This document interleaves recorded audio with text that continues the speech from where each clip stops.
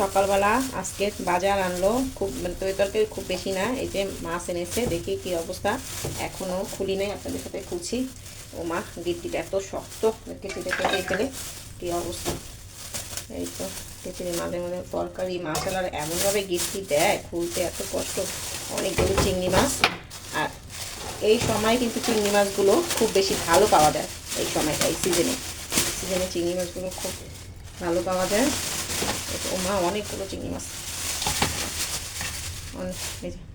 অনেকগুলো চিংড়ি মাছ।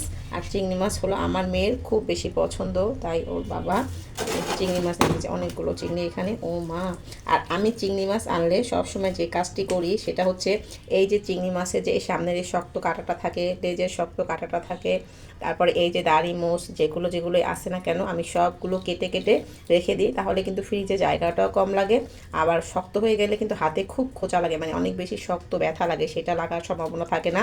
আর যদি কারো দাম জানার ইচ্ছে থাকে তাদের জন্য বলছি, এটার কেজি হচ্ছে 700 টাকা। আর এখানে হচ্ছে 3 কেজির মতো চিংড়ি মাছ। এই যে দেখেন, চিংড়ি মাছগুলো কিন্তু অনেক সুন্দর, অনেক ফ্রেশ। দেখেন চিংড়ি মাছগুলো অনেক সুন্দর হয়েছে। কাছ থেকে চিংড়ি মাছগুলো একটু দেখিয়ে দিলাম, দেখেন কতটা সুন্দর ফ্রেশ। আবার অনেকগুলো চিংড়ি মাছের ডিমও আছে পেটে। দেখেন চিংড়ি মাছগুলো কিন্তু অনেক বড়, এই যে দেখেন।